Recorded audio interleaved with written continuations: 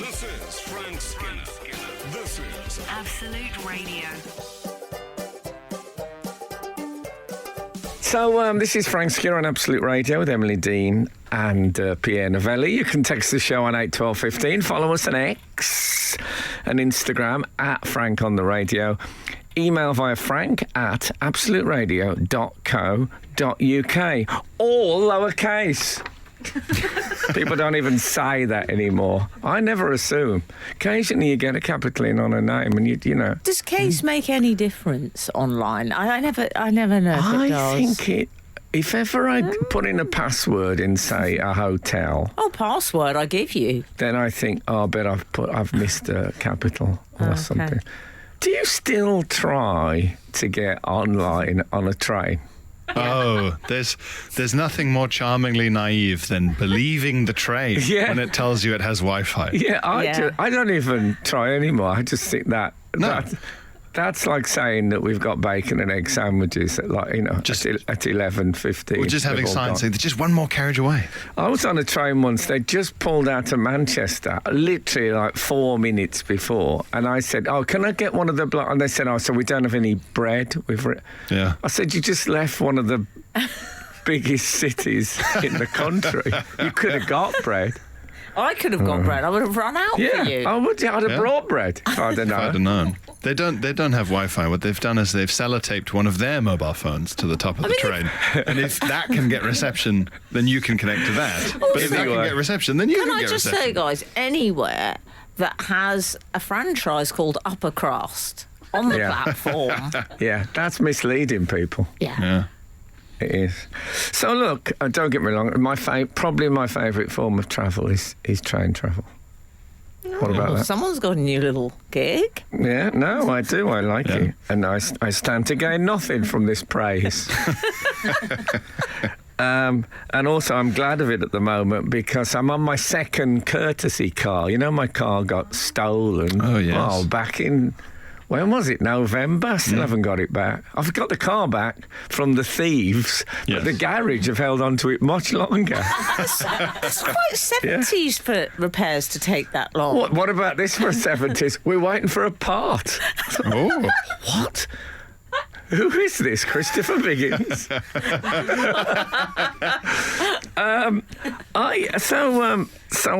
They gave me a nice BMW as a courtesy car. I love the idea of the courtesy car. Yeah. Car, sir? Oh, I don't mind if I do. Courtesy car, that's not even from the 70s, that's like from the 40s. Yeah.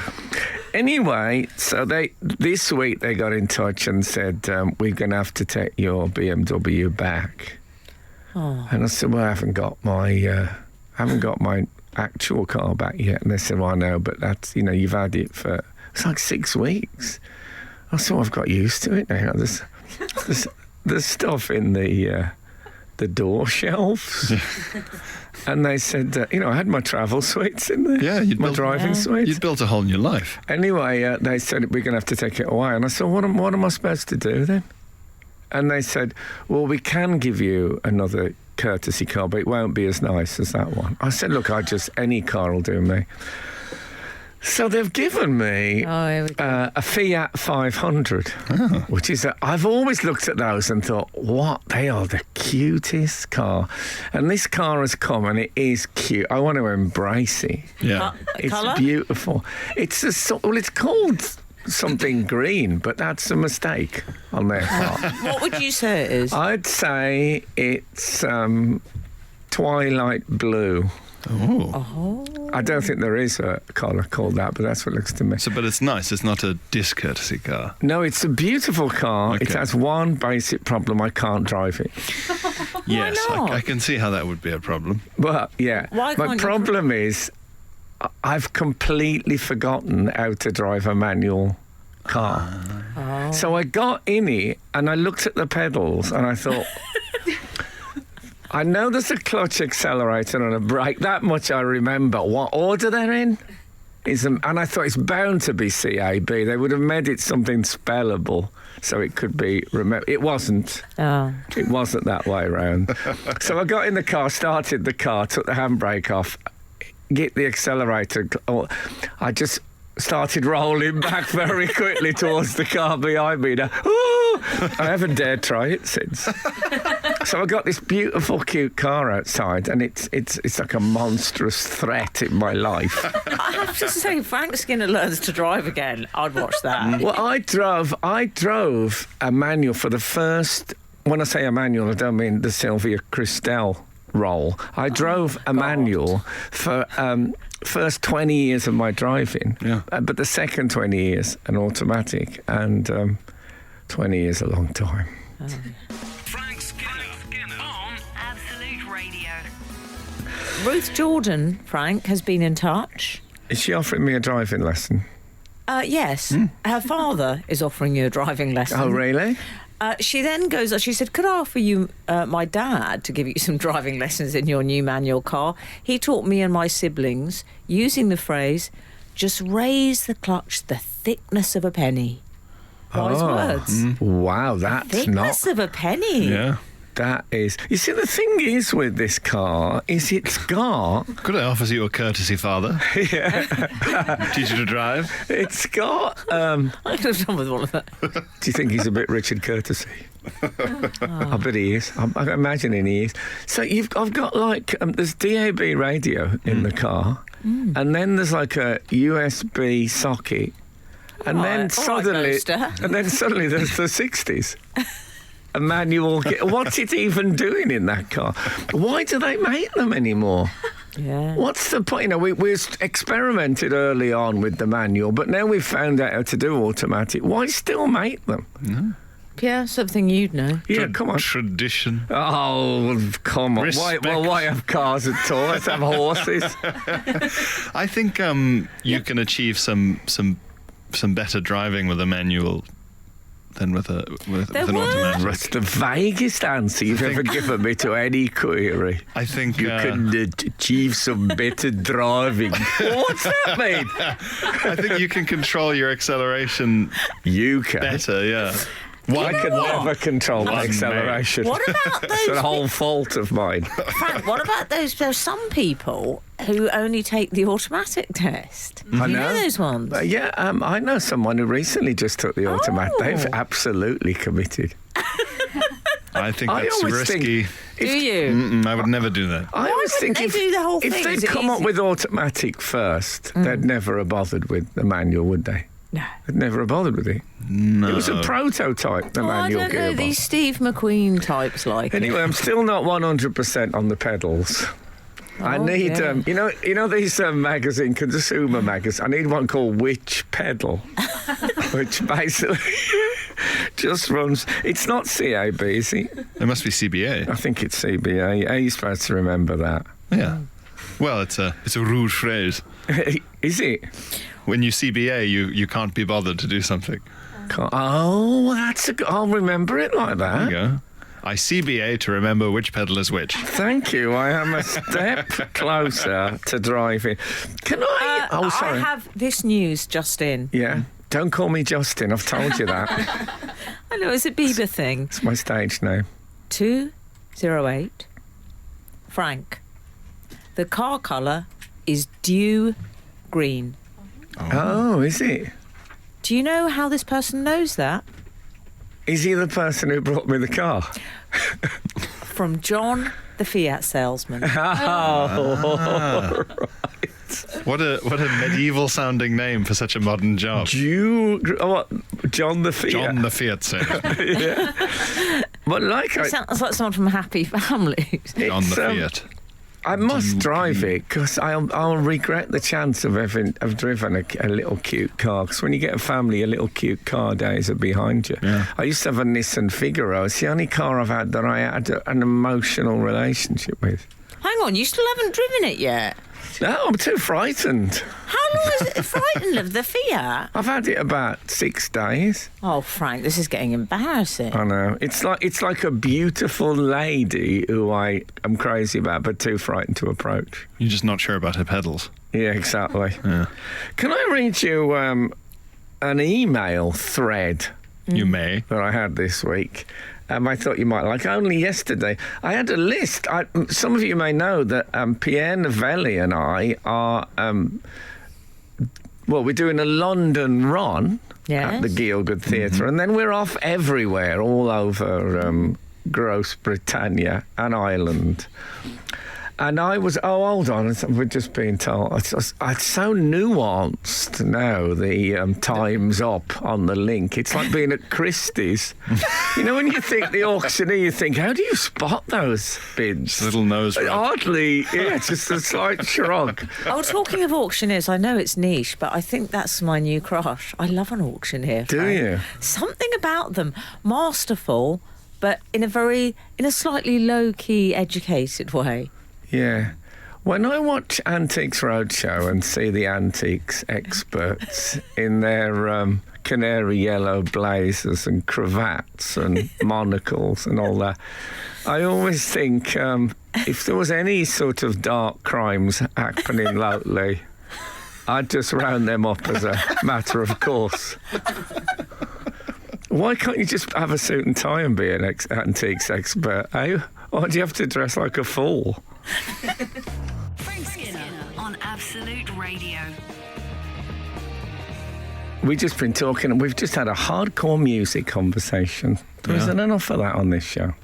We all love hardcore death metal. Yeah, no, we were all talking about whether it was a big which one we should go for, Spotify or Apple Music. There were representatives of both teams speaking passionately. Yeah.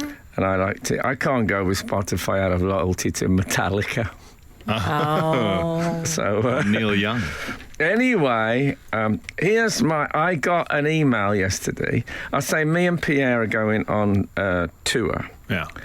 And Block up your cathedrals. I got a list of all the venues. We're going to start a fight in every Greg's in the country.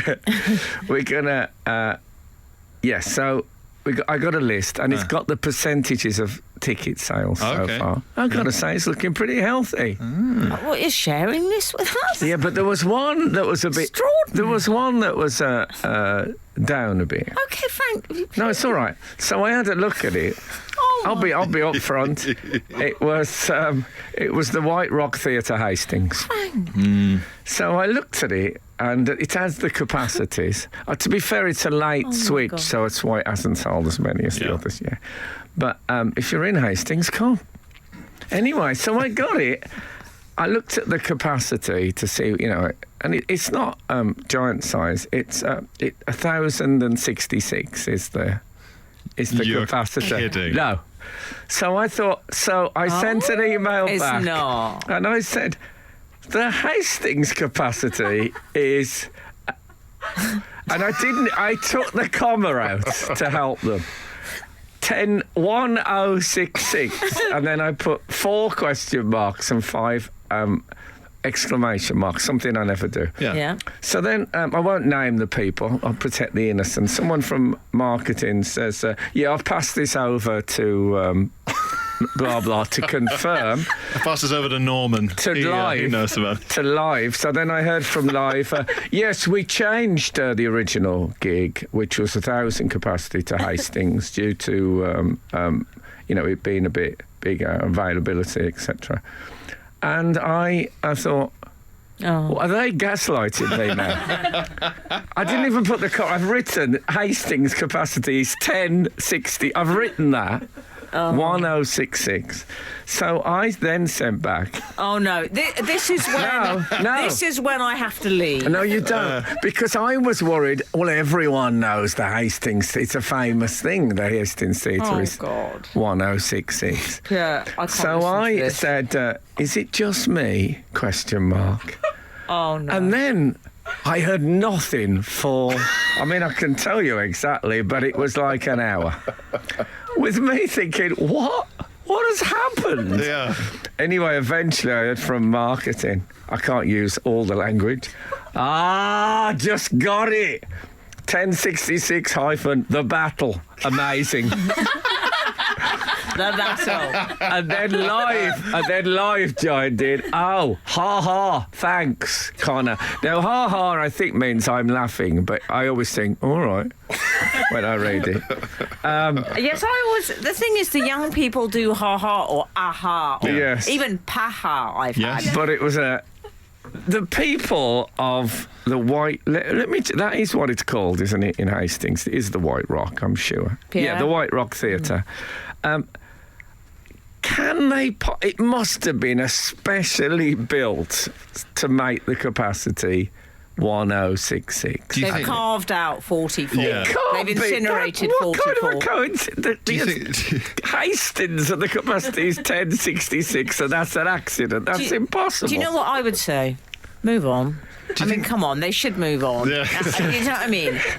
No, It's it's like Graceland. For It's the one big thing. Anglo-Saxonians like me and Pierre, we're still Yeah. sulking about 1066. Yeah, that's it. The Normans came and ruined everything. So, if there's anyone from Hastings, is it a thing that everyone knows? Or if I've discovered this, that would be above Einstein and splitting the atom, in my opinion. Okay. That's my opinion. Frank Skinner on Absolute Radio. Frank, read your email, which did make me quite tense. I won't lie, that story. Just because. Well, it made them tense, apparently, because afterwards I got called up by who I'm calling marketing, and he said, oh, man, the poor old Live's been pulling his hair out, saying, what have I done wrong? What is he complaining? I can't tell what he's complaining about. But, Frank, it's because you just said, is it just me? Well, yeah, but I didn't want to... like I say, I thought maybe everyone knows that the White Rock Theatre has a capacity of 1066. And Yes, it's a theatrical... I didn't want to do a big mo thing where everybody knows it except me. You didn't want to get caught pointing out the obvious joke that everyone had grown up with. And, Yeah, exactly. Yeah. Like when I was with my publicist at Chris Evans, and she said, it's a funny thing, isn't it, Marmite? Some people seem to really like it, and I don't like it at all. It really divides people. Yeah. And you had to check the... I wasn't sure if she was fooling. Anyway. Listen. Yes, I just said now listen to Frank Skinner. That's all right. Frank That's Skinner's very, radio show. very Simon Cowell moment. Now listen. 314 Yeah. has some car information. Oh, okay. Hi, Frank. Mercedes have stopped selling new manual cars in the UK. Others may follow suit. Quite right. Eventually. Can I just say, great use of follow suit. Yeah. Phrase you don't hear enough of. I presume it's a card playing term. Yeah. Yeah, it must be. I'm a manual gearbox person myself, Okay, yeah. but automatic. Is that a Spanish name? Emmanuel Gearbox person. Manuel Oh, no, it's more Scandinavian, half Spanish, half Scandinavian. Manuel Gearperson. Gearbox person. Manuel Hellbox. It's son of Gearbox pair. Yeah. But automatics have improved enough. We don't need them anymore, really. Plus, with electric cars becoming more common, which don't have gears, manual They don't have gears. Okay. Well, listen to this, Pale. Manual gearboxes' days may be numbered. Yeah. Oh. I'm Poor afraid. manual Watch gearbox. out, Manuel. Yeah, I'm afraid I just caught the back end of the terror. Oh. The terror of the manual gearbox. It's like learning to drive all over again. I'm going to be doing that kangaroo starts and all that stuff. Leadfoot. Anna Banana Oh, got yeah. in touch, one of our regulars. And a banana. According to Wikipedia, the seating capacity used to be 1066 after the Battle of Hastings, but in early 2019, the capacity and layout was increased to allow more flexibility to the venue. Well, it's still 1066. It did say that if they have a standing gig, it's more. Yeah. Oh, But, when yeah, Anna no. Banana says after the Battle of Hastings, she means in honour of. I thought she meant immediately after. No. Yeah. Oh, that's an old venue. Well, we need to expand capacity. All the Normans are here now, so there's more people Now, who could come apparently, see things. if it's a standing gig, the capacity is between 1939 and 1945. Frank Skinner. Absolute Radio. Here's the thing. I made a New Year's resolution Okay. to listen more. To Absolute Radio. Yeah, but no. Okay. Well, I couldn't listen any more than I already do. Listen more wherever you get your podcasts. To listen more, yeah, because I find I'm quite. I don't know what Ray is like, your dog, but my dog, when the tennis ball comes out, the face changes. The hair seems to rise on the face. It's ready for the ball to be thrown. And that's what I'm like in a conversation. Oh, For mine, looking forward to my next bit. Yeah, you're chomping at the bit, in fact. Yeah, and I'm. That's what I'm like. And as I've got worse as I've got older, because I think I've got something really valuable to add to this conversation. And if I don't say it in 4 seconds, I'll have forgotten it forever. So I'm going to have to barge in. And I've stopped doing it, and it's been interesting for me. I saw some friends just after New Year's, and they started, two guys, they started talking about the NHS in some detail. I just sat and listened to them. How was it? It was fine until one of them said, "You all right?" I said, "Yeah, I'm just listening, you know." I thought that you were unwell. Yeah, that's why we asked if you were all right. And I had to tell them it was my New Year's resolution. Really? And then I had a thing. I had an argument with a female friend about Taylor Swift. Oh, well, the producers, she's poised like your dog because... My argument was that I love Billie Eilish because she just... green hair and I'll things. tell you what, I'm being really shoved by the producer. I'll come back to this. This is Frank Skinner. This is Absolute Radio. I was talking about my New Year's resolution to listen more. Yeah. Yes. Now, people who listen to this show might not think that's in operation, but this show is a bit like when you go to a breakdancing thing. Somebody steps forward and spins around on their head, and the other guys all go, "Yeah, yeah, whoa, yeah," and then they come back, and then one of them steps into that. That's how we work, I think. Yeah.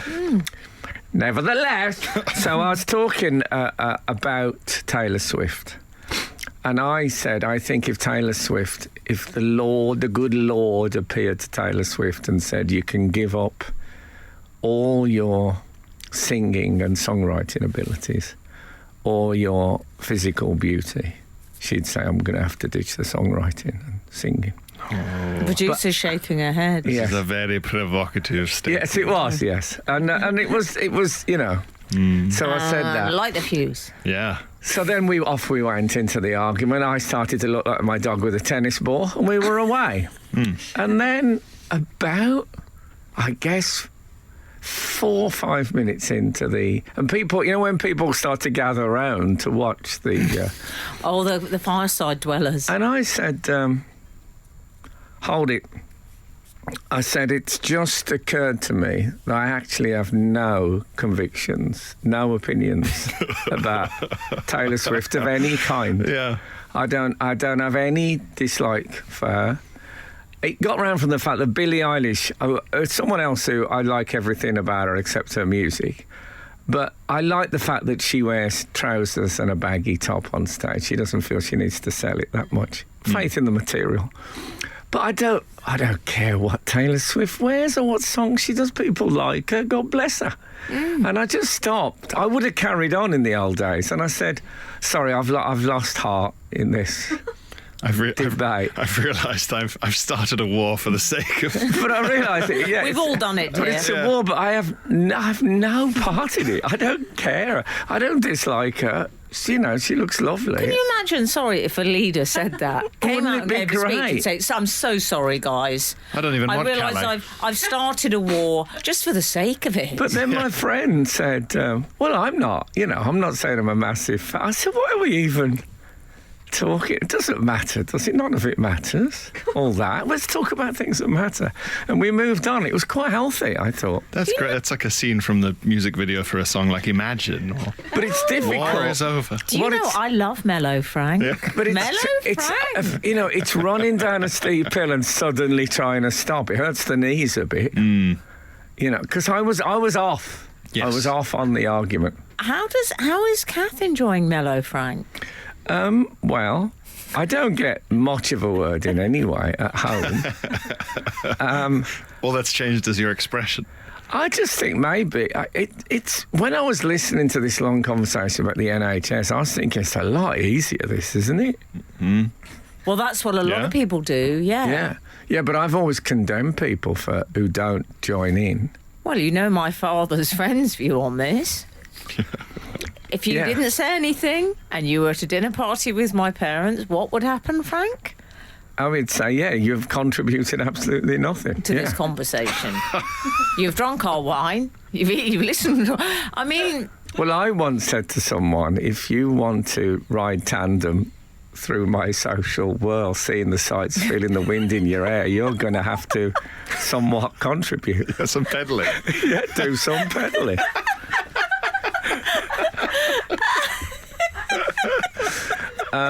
They didn't like it either. I think I might end up with more friends from listening more. Do you think? As well. Is that the risk you're willing to take? Yeah. I just think if you don't say very much, you got less chance, I think. It's like the great blues guitarists. It's the notes you don't play that move but I people. worry about the quality of the friends you're going to attract. That's Yeah, what- well, do you know I what don't mean? have that long to worry about it. Oh my God, Frank!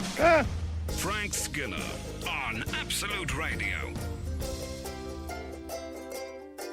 We got an email. Do people from North Korea, if people say, where are you from, do they go, okay, ever? I suspect. I think not. the people who ask people from North Korea where they're from tend to be border guards, Yeah, maybe you're right. as opposed to cocktail And they're not party guests. famous for their sense of humour. No. I think they filter out sense of humour in the hiring process for border guards. Sense of humour, please. Anyway, carry on.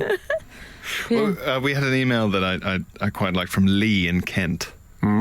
He said, "Dear Frank, Emily and Pierre, Happy New Year, and thank you for mentioning the book Ridley Walker on the show the other day." Oh, yeah. Which you did, Frank. And Lee says, "I'm reading it now, and what a cracker. Any other post-apocalyptic recommendations from the team? And which of you would thrive best in a post-Armageddon scenario? Thanks, Lee." I'm going to go a canticle for Leibovitz. Yes. Frank, Yeah. There you go, Lee. Frank, I'd like to delve back into the recent archives. Okay. Just because I wanted to share with you some correspondence we had during the week. Our readers do get in touch. Yes, I know. We should do more of people Yes. getting in touch during the week. It gives the whole thing a fabulous continuity. And I might be able to get across to Absolute that we're a sort of daily show if it works like that. And that could affect the contract negotiations. Frank, you're on air. Oh, yeah, sorry. Anything else you'd like to tell us about how the ticket sales and the exact capacity? Ticket sales are doing all right. They can always do better. What is it your manager sent you along with those flowers? 56,000, straight in at number one, 56,000 units sold. Okay, we've received this from David Clements. Do you remember Shakin' Stevens came up not too long ago on the show? Yes. I can't remember why now. Oh, because I was talking about Elvis as being one of the great guitar holders rather That's the than one. players. And they suggested that Shaky was the same, but I think that was because he played Elvis and he I'd he seen picked up. him. My parents had taken me to see that remember. one. Yeah, very good. I saw Martin Shaw play Elvis in Birmingham. How was once. he? Lovely. Strange review. Shaken Stevens Turn-Ups, this email is called, and I immediately thought that's got Frank written all over it.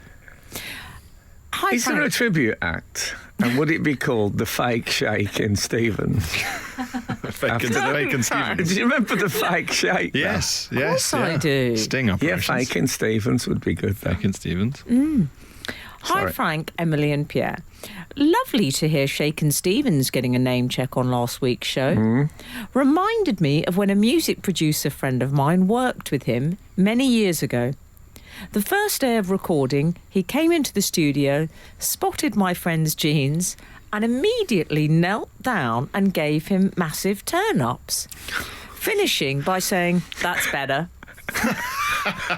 He had to keep his turn-ups for the rest of the session.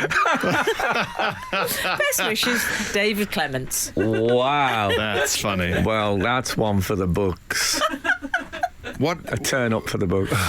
Oh, is it just me you're about to say then? No, that's a great story and I love stories. I don't like ones from the dark side, but the No. sort of lesser aspects of abuse of power. Yes. I love those. And also, it's Shaken Stevens doing exactly what you want him to Yeah. be doing. Yeah, exactly. Imagine the fear, standing there and Shaken Stevens approaches you and you think, is this a And handshake? then Is kneel, and then he kneels. He kneels. Then what? What? What next? What on earth? And then as he's touching your trousers, you just have to stand there and think, well, I suppose this is today then. Oh, God, shaping Stevens. That's what he was doing. I love that story. That, for me, is right up there with Gawain and the Green Knight. Frank Skinner on Absolute Radio. I had a little parcel arrived with the Fortnum and Mason symbol on it. And a note. Dear Frank, I hope you enjoy the gift from one lemon curd lover to another, Annalise. And it's lemon curd biscuits. Oh, it's like test match special today. People sending in biscuits. We've already talked him. Very lemon curdy. That's how I'd describe them. Yeah. Very tart. And I love that in a biscuit. Frank, 597, good news. Simon of Sudbury, that is. Do you know him? One of our medieval regulars. Of course. Hi, Frank, Emily and Pierre. I hope your new listening policy doesn't apply when I come to see you both at the Gielgud on the 6th. No, there'll be so less Simon of listening. Sudbury. Yeah, but isn't it great, Simon of Sudbury doing a personal Fabulous. appearance? Wonder what he'll wear. Oh, Maybe yeah. medieval executioner chic. a I see him smock. in. Yeah, I see him in a smock, a tabard. Yes, yeah. He'll have a tabard. And a little trumpet. Well, I was on a show with Davina McCall yesterday, and she said, "I'm coming to see you." And I said, "Oh, great!" I thought obviously she's been invited to. She said, "Yeah, I bought 4 tickets for the Gielgud." I thought, what a lovely woman she is. That's what you want. Humble. She also wore a fantastic hat, Oh. Did she? like a bit, like some sort of Spanish Don Pueblo. I just made that up the last bit, but it sounded vaguely It Spanish. sounds feathered, this hat. No, it was like a black, like Zorro would wear. Oh. Yeah, you remember Zorro? I do. I know he's a long haul through the phone book before you reach him, but it's worth it. He's the original Banksy. Jeff He Zorro, takes- I think his name was. He takes a long scroll to get to. I haven't got time. I think he carries a long scroll as well. That's his CV. He's actually a vandal, wasn't he? Because he would do stuff and then he would just scratch a massive great Z in the wall. Was he like Banksy? Yeah. He was a bit, yeah. What did he do? What was his job? Like, if he was travelling and they said profession at immigration, what was Zorro's job? Well, he I would just think he slash a would- Z into the form. Well, that's not a move job. on. He was a sleep therapist. He would slash several Zs over the bed and then go away. And it's, What was his job? I put it to you again. he was? Was he a spy? He was. I believe he was an aristocrat. That's not a job. So he didn't have a job. He didn't need a job. There are two So he things was like a nepo baby. in the world of the action hero. Well, I don't know who his dad. I suppose Nudging someone and whispering, the his classic dad's Zorro. The classic nepo baby was the Reasons, yeah. Phantom. Yes. What's The he, why? Phantom, because the local people believed that the Phantom was the ghost who walks, who'd live forever. But what happened was they just passed it on to their son when they finished it. And because they wear a mask and that, no one knew. Oh. So, people say, let's put a bit of weight on the Phantom. Let's come on, son. For a while, the Phantom seemed to have very little joint mobility, but now he's very springy. God, this Phantom, I don't know, to me, he looks a foot taller. I don't know what you've got to be very careful with the Phantom that you keep to the base of the same kind of partner. Build, yeah. Yeah. Oh. It's like, do you remember that carbon mating they used to talk about? Yeah. You go out with people who look the same, like Rod Stewart. Rod Stewart went out with all those tall blondes. He didn't want to change the girlfriend avatar on his Wii. Frank Skinner. Frank Skinner. Absolute Radio. Okay. All right, we've been talking about Brian Prothero Yeah. off air. Well, I've recently got obsessed. Late review. Yeah. In case you don't know him, he would it be 60s that hit? He had a song called... 70s, I'm going to go. 70s, yeah. Someone will know, one of our readers. he had a song Very called old readers. Pinball. Yeah, 70s, actually. It's peak our readers. It's this, called Pinball. which I recently discovered. Apparently, Noel Gallagher's a fan as well. Huge fan. Well, I would thought it was a great track, but I don't know if he ever did anything. I don't remember him doing anything else. I found it completely through the algorithm. The robot showed me it. Okay. And I immediately thought, this is great, and just never... I looked at the other tracks and I thought, I've never heard of this person, and unusually for me, I didn't look him up. Oh, So I okay. didn't learn that he was an actor until he came up in this conversation You right now. didn't look him up. I never heard such talk. I must have had the flu. I've remembered he was one of... Do you know when you're a child and you have odd crushes? Yes. And you don't quite know that it's a crush. You just look and you think, oh, I like that person. And he was one of mine. Because he would pop up occasionally in dramas. What does he look that like? should have sort of stayed as Radio 4 plays, but they ended up on BBC. Yeah. Lots of sighing in rooms. Very fine Unfinished actor. sentences. Yeah, yes. Martin, why don't you... Oh, come on. You know I've... Yes, but eventually we... Yeah, that's acting. Well, sometimes when in one of the plays, Play for Today's I was in, Frank, Oh, yeah. there'd be... What was that? It was called Don't Be Silly. Okay. Yeah, okay? Yeah, it's Well, it actually was a my motto. It was a direct quote. It was the husband talking to the wife, saying, "Don't be silly." And he once said, Gaslighting. it was a bit. Early It was a bit of gaslighting, I'm afraid. Very English gaslighting. Don't be silly. But said about someone sort of crying at a funeral or something. Don't be Yes, silly. exactly. Some sort of incredibly cruel context to it. Don't be so silly. Don't be so silly. Goodness sake. So carry on. So he would say things to his wife, and I remember listening to this and thinking, "Oh, that's not very nice." He would some of his dialogue was things like, "Can you stop looking at me with those cow eyes?" Okay. So that was So they quite. say that on the Archers most weeks. It's perfectly acceptable. As well as repeatedly going, So, And do you know, when I was a child, so you're saying he was played by Prothero? no, but that's the sort of thing Prothero turned Well, up okay. in. He was is up what to. I'm saying. Yeah, he was up to. that's what he was up to. I'm going to throw another one-off song that has the same wistful, poetic, Go on. weird love story. And that is Where Do You Go To, My Lovely by Peter Sarstedt. Lovely. Who was Sarstedt? Well, I found out that Sarstedt's brother was the 60s heartthrob Eden Kane. What about that for a stage name? So made up. Kane. The most Yeah. made up name ever. He could have at least gone for Eden Abel, not the one who did the killing. Eden brings up Eden. If you're going to bring up Eden, you've got to bring up Abel, not Cain. yeah. What do you think? I think he probably killed somebody, and that was his way of telling us how I did in plain sight. Like when Phil Thingy saw somebody being drowned. Oh, Phil Collins. He Yeah. didn't know. It was urban myth. No. Yeah. What do you think our younger Well, listeners will be thinking of this That might link? be, the jury might have accepted that, not Frank. Mark Kane would be a good word, a good name. Yeah, it would. Yeah. Yeah. Okay. What do you think our younger listeners think of this link? I think they've learned a I lot. don't think there's any age limit on the stories of the Old Testament. It's not like you had to be there. I don't think this is a time for pics or it didn't happen. Frank Skinner. Absolute Radio. Absolute Radio. What? What's happened now? There's a problem going on. Apparently, some people are losing the last end of our links because the adverts are coming in early. Hate that. I think the back end of the links have probably had some of the best jokes Yeah. of my career in them. You've revealed so many high-level secrets as well in this last few minutes. Exactly. Lost forever now. The truth behind the various murders. Now, Frank, you're a big West End fan. Well, You've seen more West End shows than anyone I know, I think. really? Yeah. Okay. You're a dedicated follower of theatre. Yes, that's fair. How do you feel about Andrew Lloyd Webber Well, and his legacy?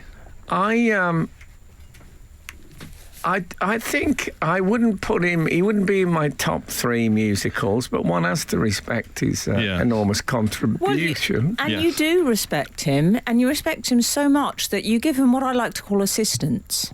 Yes. Creative assistance. Yes, I did give him a suggestion on how to improve the encore once. I've never heard from him since. He literally approached Andrew Lloyd Webber and gave him helpful notes. But I once had dinner at his house with David Frost and his wife and Terry Wogan and his wife, and then we were joined by Melvin Bragg. Oh, my word. All interviewing each other in a big loop. Yeah, exactly. It's basically Parkinson 1979. Yeah, it was. Occasionally he has an old white guy's night. And we all turned up, and it was a lovely, lovely night. We sat under, I think, a matisse. Oh. Or was it a mattress? Was it raining? Yeah. And anyway, now that very home is in the news. That It place is. where I went. Well, you hate ghost stories, I do. I get frightened. so thank God you didn't know. I'm more frightened of ghosts than I am of a manual gearbox. Well, it turns out that Andrew Lloyd Webber had to call in a priest to deal with a poltergeist in that very home. But I love that. Because Yeah. I believe he's an Anglican. He looks like an Anglican. What I like about this ghost, his poltergeist, I'll say that again. What I love about Andrew Lloyd Webber's poltergeist is that it's a really posh ghost. No, but my point was, he didn't call the vicar No, because he I know. thought, no, I know. supernatural, you got to call in. You got to call in the experts. We'll get the Catholics in. Who are you going to call? Yeah, the Catholics.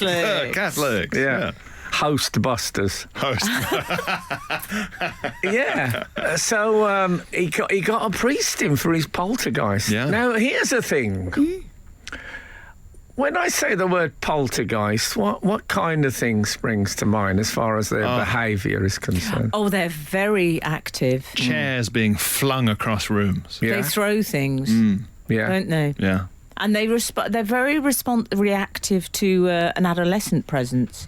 I know this because my neighbour, who also, I'll tell you who she got in, was the chief exorcist of the Church of England. Oh, they're doing it as well. Yeah, they're doing They it do. as well. They dabble. No one calls Dawkins in for this when they're in trouble. He's going to logic away this ghost. Well, she called in the chief exorcist of the Church of England. This is Lindsay DePaul, who, as you know, God, Frank, Lindsay DePaul, what a great juxtaposition of worlds. it gets better. Do you know? In case you don't know, Lindsay DePaul was a big pop singer lady in the 70s, would we say? Yeah. She was also my neighbour. She was in Eurovision, She was. Rock and bottom she called in the chief exorcist. of the Church of England. Please say that he knocked on the door and she opened it and he was carrying a small suitcase and he said, "You sent for an exorcist, please." No, he knocked on the door and standing next to him was Michael Bentine from The Goons. Oh. What? Unfortunately, the people in the next link won't get this because they're listening to adverts as we speak. But I think we need to come back to Okay. Michael Bentine. Frank Skinner on Absolute Radio. We were talking about Andrew Lloyd Webber, who Yes. had a ghost. Yes. A poltergeist in his previous Belgravia home, who used to move around theatre scripts. That's my kind of ghosts. And What I liked about that, if you want an insight into how big Andrew Lloyd Webber's house is, what he actually said, he'd leave the scripts in a neat pile in, wait for it, some obscure room. Who's got an obscure room in their house? A big enough house that you feel able to denigrate some of your own more, more What, that? They went in rooms. that room. What a weird ghost. Anyway, I mentioned to you, Frank, that I... Also, taking the scripts away. Isn't that a case of the ghost saying, right, enough? You've had a good run, now stop it. Yeah. I'm putting these away In some obscure room. in some obscure room. It's probably locked. It doesn't bother the ghost, obviously. No. How did it get the scripts through the door, though? Through the wall. That's They the have problem. ways, ghosts. Were the scripts heavily rewritten to feature a ghost? If a ghost is Just wanted see-through, apart. if a ghost is like, like steam, they're essentially steam. How does it carry a script? Well, you say it's steam. I've seen them at the fairground, and as we know, they do wear Reeboks. Yeah, they Reebok do. trainers Reeboks. under the And, white sheet. yeah, It'd be a we- nice thread count the sheet in Andrew Lloyd Webber's that Yes. ghost will have, Frank. What? Oh, I was telling you about the exorcism. Is it the Phantom of the Obscure Room? Oh, the Phantom of the Obscure Room, moving scarabs. I feel sick because, Frank will suggest this to Andrew Lloyd Webber when he next encounters Yes. him. Do you want to know about Michael Benteen? Yes, Michael Benteen, who was one of the goons. Yes. And the chief exorcist of the Church of England and Lindsay DePaul, my neighbour, and the exorcism that happened Yes. next door to me. So he turned up with a comedian, the Well, exorcist. Mum said to me, I said, why is Michael Benteen on the front lawn with a priest? And my mum said, I've told you, Lindsay's having an exorcism and Michael's helping her out. Okay. Right. And Michael Benteen was apparently, he was my mum said he's very into the paranormal, darling. Okay. He was into sort of supernatural things, I Yeah. believe. I don't know. Maybe he thought know. the ghost I would think hate you're him. an interesting ghosts. The story that the goons, in case you don't know about the goons, they were like a massive radio post-war, strange, surreal comedy bunch with Peter Sellers and Spike Milligan and Harry Seacombe and Yeah. Yes. anyway, and Michael Benteen. And they used to say that the strangest people you've ever met would turn up at the BBC and say, I met Michael Benteen and he told me I was a genius. And that I should talk to someone at the BBC. It was happening every week. The oddest people you've ever met. Yes, he So would. he did that. But Lindsay's ghost it was a poltergeist, and she'd called Michael Benteen because it used to jangle keys in her ear and crash mirrors to the floor. That's all I knew about that poltergeist. That's actually dangerous. yeah. Irresponsible. It is, yeah. The I ghost. like Frank's public information film on ghosts. Yeah. That's actually 7 years dangerous. bad luck for that ghost. Yeah. As if things How weren't did- going badly enough for Yeah, that how ghost. do they measure bad luck Ghosts. in the ghost community? So Michael brought over the chief exorcist of the Church of England. Yes. And all I remember is he said repeatedly, exit, exit. And that was pretty much it. So I'm just saying, nice work if you can get it. Right. Okay? Was he from Switzerland? Frank Skinner on Absolute Radio. One of the reasons Andrew Lloyd Webber thought his house was haunted was that he happened to glance in a mirror. Oh, that is so unkind. He is a ghostly looking man, though. I always jump a little bit whenever I see him. Is there such a thing as ghostly looking, though? Aren't they just living people who are now dead people? So then No, they're there's just there's got to be No. more to less them than that. variety. No, I would agree I'm with not you. trying to denigrate them. I think you're not throwing style shade at I'm ghosts. saying they're a bit No. past tense. I think their golden years are behind them, is what I'm saying. You're saying their look is a bit retro. Yeah, I'm saying that. Yeah, I think so. What's your favourite style of ghost, Frank? I think Victorian lady walking through wall and not acknowledging anyone, just getting on and being about her business. Busy. Yeah. Oh, I like. I've got a lot on, Ghost. Yeah. Is your favourite. Exactly. I like. You know the way dogs, you take a dog for a walk and the dog's like, oh yeah, I need to go in that bush over there, then I need to, like, they're very really important. busy. And you think, what's the point of being a dog if you're busy? Chill out. I like headless Tudor man with ruff. Oh, Holding Harry Potter. That's a very root one for Holding you. head under his arm. No, I like it. It's quite sort of ITV beer advert. That's the kind of ghost that would crop up in an ad. Yes. Friendly ghost. Even I like this drink.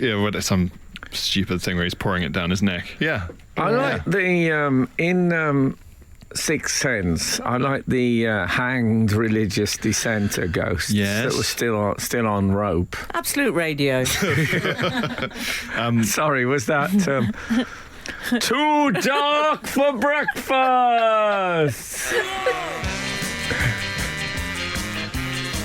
Too dark for breakfast. Yes. Anyway, you asked me my favourite ghost, and there you have it. I once asked an audience how many people in the crowd. There was like 1,000 people or so, and I said, "How many of you have seen a ghost?" And there was I think it was 8 people who said they'd definitely seen a ghost. And then I asked how many people had seen Papua New Guinea. There wasn't one. So from my statistical research, it is more likely that ghosts exist than Papua New Guinea. And ghosts from Papua New Guinea, the less said. Yeah, who knows? So you both like the historical... Well, I'll tell you what I like. I like Malevolent Victorian child. Like, ring a rose. Oh, no, bouncing a ball on the landing. Yeah. And you think, how do you bounce a ball if you're permeable? Maybe some sort of a hoop. It's the ghost of a ball. Of course. Maybe some sort of a hoop involved. Oh, no. Especially when they're in one of the obscure rooms. Yes, giggling and running. Do you think They're always giggling and running. Do you think he always called it the obscure room, ALW? So could you... I don't know where my bag is. Well, maybe it's in the obscure room. No, I don't know. I think he forgot they existed. Yeah. Until the search party of servants came back and said, we've found them. They were in one of the obscure rooms. My lord, your scripts were in one of them. Oh, in the low-profile wing? Yes. Frank Skinner on Absolute Radio. Frank, I would like to refer you again. Sorry, I've gone a bit legal on you. That's okay. I hope you don't mind, Frank, when I go legal on you. No, I quite like it. Oh, okay. I'd like to refer you again to we discussed characters who get in touch midweek, and I love these correspondence. And we've had someone getting... Midweek Matters, maybe we should call this section. Yes.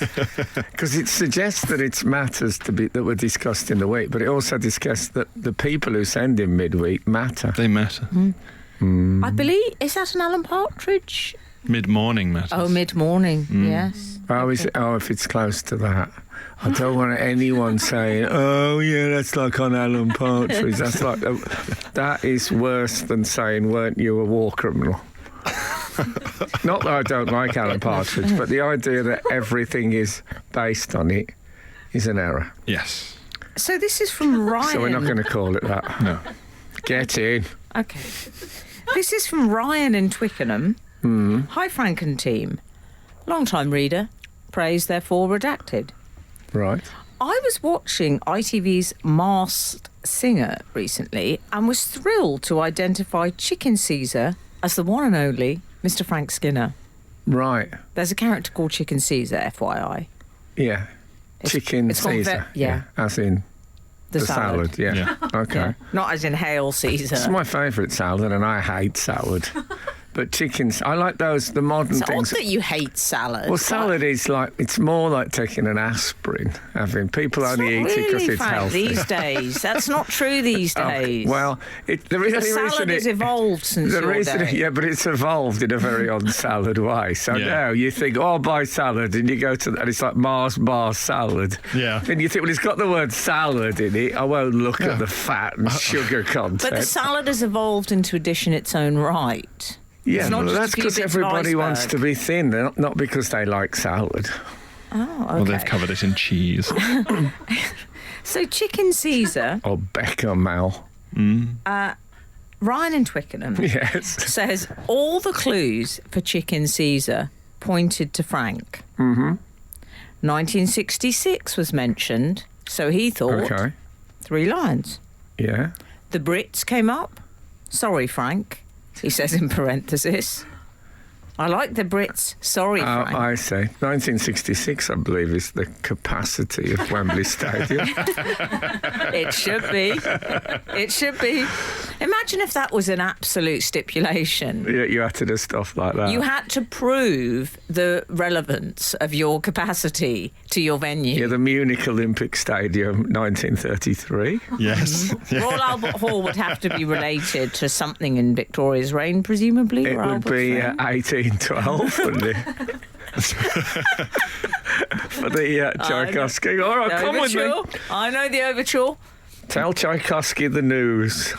I know. Well, your grandmother was probably alive at the same time as Tchaikovsky. Indeed. Anyway, Ryan continues. The third clue that pointed to Frank, chicken Caesar itself. He's put a lot of work in. Yeah. CEC, the initials, Christopher Colin. Oh, I see, yeah. That's my birth name, in case you don't know. I felt so clever as I declared to my family that it was definitely Frank. But then, lo and behold, and I'm allowed to reveal this because it has gone out already, so everybody knows, the mask came off and it was ... Rebecca Vardy. No, it was ... Alexander Armstrong.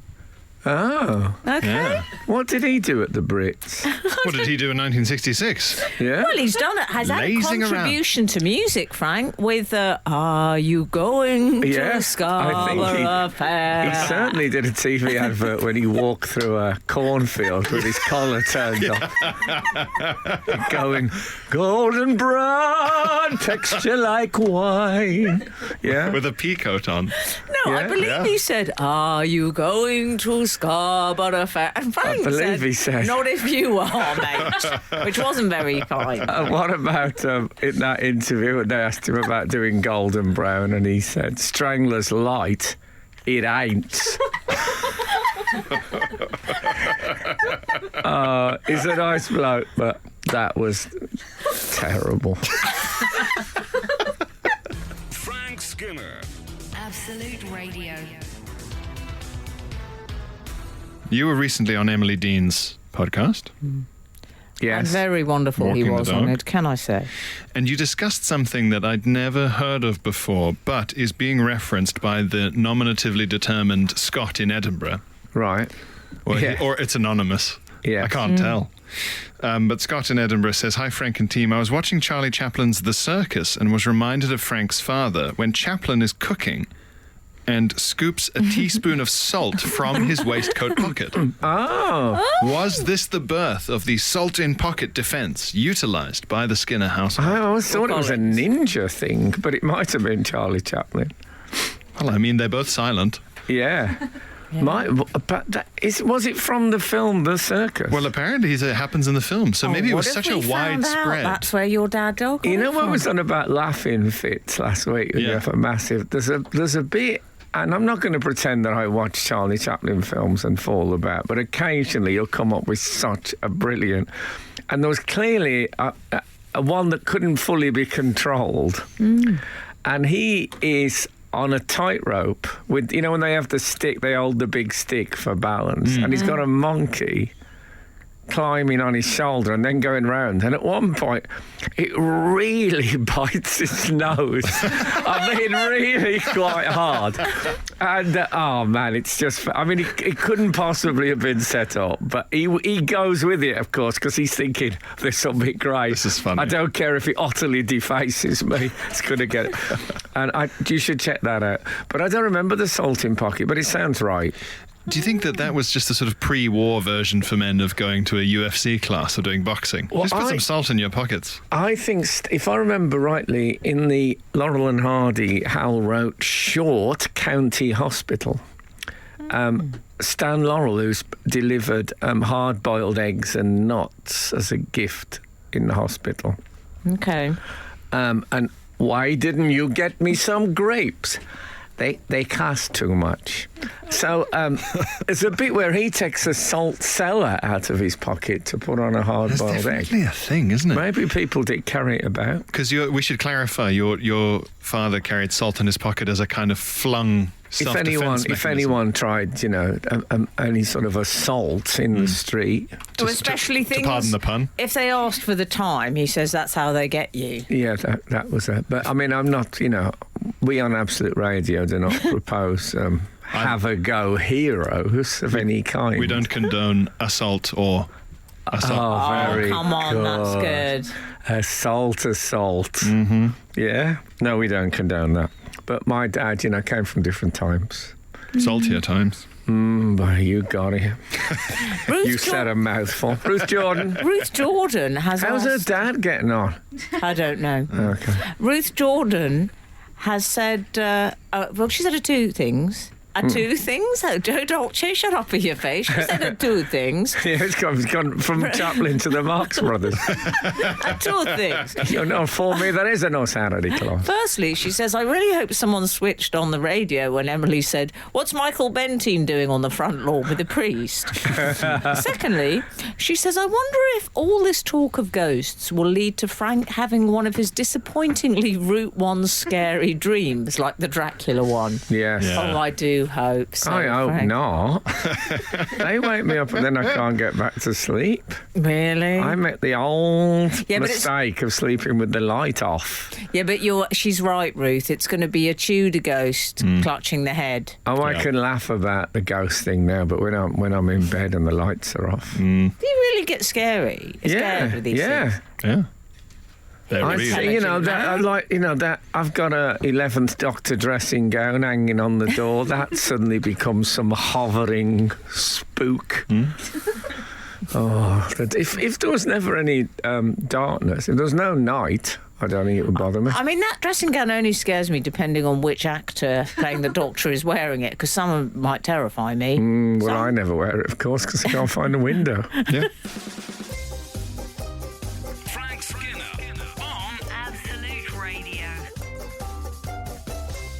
So, we have some other bits of correspondence. Okay. Has anyone from Hastings come in and said yes? Well, not the insurance company, we should say. No, but have they said that the capacity of the White Rock Theatre Hastings was deliberately made to be 1066? Has anyone said that? Because if it hasn't... I feel like I've discovered the riddle of the sands or something of... I think you have. I think somewhere out there is a clapping architect. I mean, it would actually work for most venues. Millennium Dome, we know what that should be. Yeah. 1,000 capacity. Yes. They'd all have to get a lot smaller, wouldn't they, most of them? Yes. Yeah. Some bigger. Hitler's Bunker, 1945. Whoa, Yeah. There'll be a lot of people to fit in there. Yeah. So we ended up in Hitler's bunker. I was doing a nice breakfast Stanley show. Kubrick Theatre. Just got the edge on the dome. Do you know, we're very proud. It's just that little bit more. Yeah. Well, I need to know. I imagine if it's just accidentally happened that it's 1066. Are we sure so they weren't joking, the venue, and pulling their leg? It's official. No, it's official. Yeah. It's official. Really? Yeah. Are you going to talk about this when you do the gig there? You'll have to. Well, if they once I gather the few people that have arrived Frank, stop putting yourself down. I think it's 23% at the moment. Let me Frank, check that. don't share so much. Okay. Frank, you're sharing too much. Don't share so much. Yeah. Such a funny thing. Yeah, you better see to the someone. flip side of caring is sharing. Or is it sharing is caring? I suppose it works both ways. Yeah, exactly. No, I just, No Hastings news, that's what you're telling me. Yeah. Silence from Hastings, All right. as someone said to the Anglo-Saxons. Yeah, I was just gonna exactly. say. Perhaps say no and they've turned a blind eye to it. Oh, my God. It's a doing Battle of Hastings. It's topical stuff. It is, yeah. Do you know I love your Bay Earth jokes? In the days where the paparazzi had to turn up with needles and cotton. I wonder if they still shouted, Harold! Yeah. Yeah. Prime Minister, are you going to resign, Prime Minister? Has a politician ever said, no, sorry, I didn't see you there. What was the question? Or just turned around exasperatedly, yes. Yes, if you give me a second. Yeah, if you let me get there. I know we've got to go soon, Frank, but can I just quickly share this from Paul Jones? In Holland, the word for a wet wipe for your spectacles is pronounced brilpoets, but it says brill poets on the packet, which I always read in the voice of Frank in his excellent poetry podcast. Thank you, Frank, for introducing me to so many brill poets. Oh, that's lovely, isn't it? Those sort of pop little figurines that people collect? Yes. Boz has got one called, I think it's called the Dryden Warrior, which I always like to think was representing the 18th century poet John Dryden in some sort of battle against Philistinism. Anyway, Sarah Champion's up next. Over to you, Sarah. Speaking of poetry, episode 2 of Frank Skinner's Poetry Podcast is this week. I had a lovely moment on Zoe Ball yesterday where I said that this week's is the love song of J. Alfred Prufrock by T.S. Eliot. And Matt Smith said that's my favourite poem and recited about 12 lines from heart. That was long, but he won't do it this week, because this week it's Sappho, the ancient Greek poetess from the Isle of Lesbos. And there's tiny fragments left of Sappho, but I find glory in it. And that'll be out on Wednesday from wherever you get your podcast. Download it from wherever you get your podcasts. See, I thought I spontaneously did a bit, and then I read a bit. It was the same thing. Okay. But you can't tell people enough times. Remember those Bruce Forsyth leads up to the punchline? I was in my living room the other day. I was in my living rooms the other day, and I was in my living room. In other words, I have to tell you people 3 times, so you won't remember. Anyway, we need to go. Thanks for listening this morning. If the good Lord spares us and the creeks don't rise, we'll be back again this time next week. Now, buy a ticket for Hastings. Now get out. This is Frank Skinner. This is Absolute Radio.